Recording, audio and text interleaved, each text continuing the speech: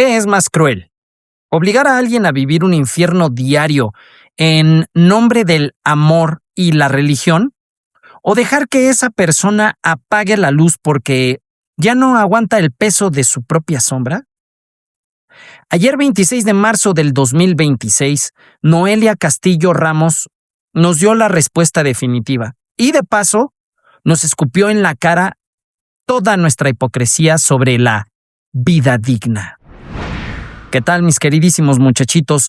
Hoy vamos a hablar de un caso que te va a revolver las tripas, pero que es necesario desmenuzar para entender la podredumbre ética en la que vivimos.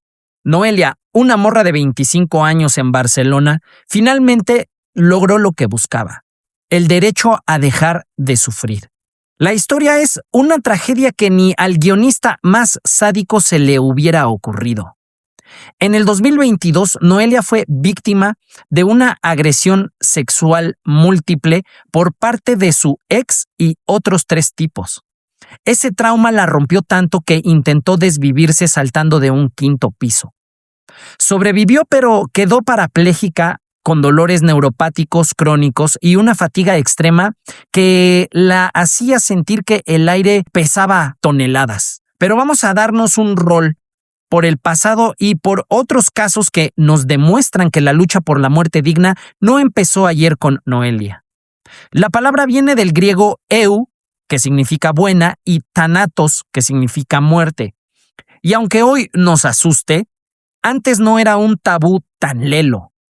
En la antigua Grecia y Roma no se veía como un crimen. Filósofos como Sócrates y Platón decían que si ya no servías o no tenías dignidad, no tenías por qué seguir aquí. Pero llegó el juramento hipocrático en el siglo V a.C. y puso la primera traba. Los médicos juraron no dar venenos a nadie, aunque se los rogaran. Luego, en la Edad Media y el Renacimiento, con la llegada del cristianismo, la vida se volvió propiedad de Dios.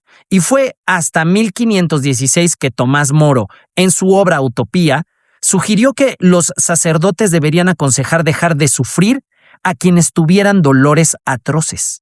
Después, ya en el siglo XVII, Francis Bacon le puso el nombre oficial al asuntito médico, pidiendo a los doctores que ayudaran a morir sin dolor cuando ya no hubiera remedio.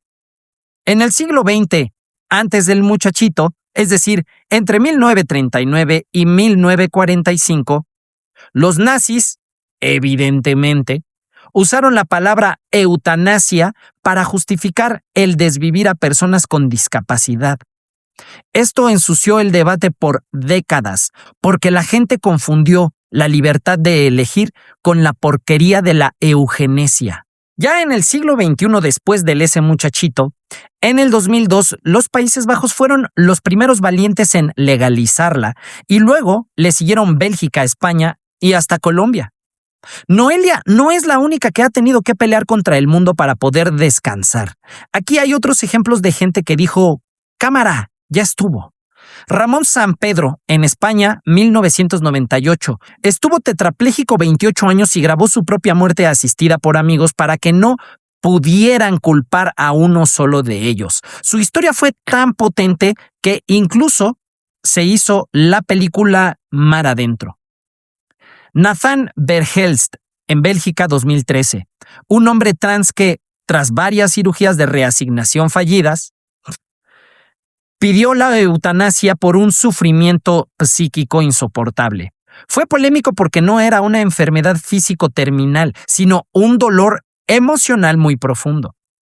Los gemelos Fassbender de Bélgica, en el 2013, eran sordos de nacimiento y al enterarse de que se quedarían ciegos, decidieron que no podían vivir sin verse el uno al otro. Les concedieron la eutanasia por sufrimiento psicológico. Brittany Maynard, en Estados Unidos, en el 2014, una joven con cáncer cerebral que tuvo que mudarse de estado para poder morir legalmente. Su video se hizo viral y le abrió los ojos a medio mundo sobre la compasión médica. ¿Se dan cuenta, muchachitos? El dolor no tiene fronteras, pero la libertad para detenerlo parece que solo es para los que tienen la suerte de vivir en un país que no sea todo Winnie Pooh. Vamos a la parte que, la neta, más me encabrona. Noelia pidió la eutanasia en el 2024, amparada por la ley española, pero su propio padre, junto con una bandita de abogángsters cristianos, se dedicaron 601 días a meterle el pie. Argumentaban que ella no estaba lúcida porque tenía depresión. ¡No mames! ¿Cómo esperas que esté alguien que fue abusada, que no puede caminar y que vive con dolor 24/7? ¿Quieres que esté bailando un jarabe tapatío? Desde la filosofía, esto es el choque eterno entre la santidad de la vida y la autonomía del individuo. Para el Estado y la religión, la vida es un valor absoluto. Para el ser humano que sufre, la vida sin dignidad es una condena. Séneca bien decía, vivir no es un bien, sino vivir bien.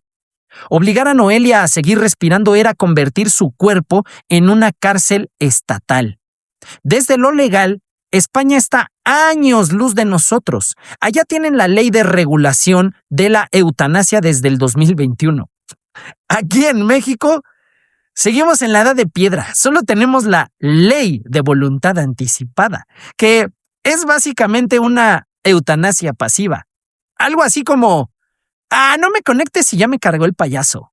Pero la eutanasia activa, el decidir, ya estuvo bueno, ahí se ven, sigue siendo un tabú en un país donde se desviven por miles en las calles, pero se asustan si alguien pide morir en paz. Otra cosa que me revienta los tecojotes, los agresores, están libres, caminando entre nosotros. ¿Por qué? Porque Noelia, en su estado de oscuridad total, nunca pudo denunciar. El sistema espera que una mujer destrozada física y mentalmente tenga la fuerza de ir a un ministerio público, a revivir su trauma frente a un burócrata, y Noelia lamentablemente se fue sin justicia, porque en este mundo es más fácil perseguir a una víctima que quiere morir que a un violador que merece estar pudriéndose en la cárcel. Desde la psicología, esto no eran ganas de morir, era necesidad de dejar de sufrir. La psicología del trauma nos dice que cuando el dolor físico se junta con el desamparo moral, la mente busca la única salida de emergencia que encuentra disponible. Y aunque entiendo al padre de Noelia, lamentablemente no se da cuenta que al intentar frenarla, no estaba ejerciendo amor. Estaba ejerciendo un paternalismo bien egoísta, porque él preferiría verla sufrir con tal de no ser él quien sintiera el vacío de la ausencia de su propia hija. A quienes le causaron este dolor, quienes la abusaron y la lastimaron, más tarde o más temprano, los va a alcanzar el destino. Y aquí les va el mini desafío de hoy. Piénsenlo muy bien antes de escribir y de contestar. ¿De quién es la vida? ¿Es tuya o es de tu familia, de tu iglesia y del gobierno? ¿Tienes derecho a ser el autor del punto final de tu historia o tienes que esperar a que el libro se pudra solo porque a los demás les da miedo el final?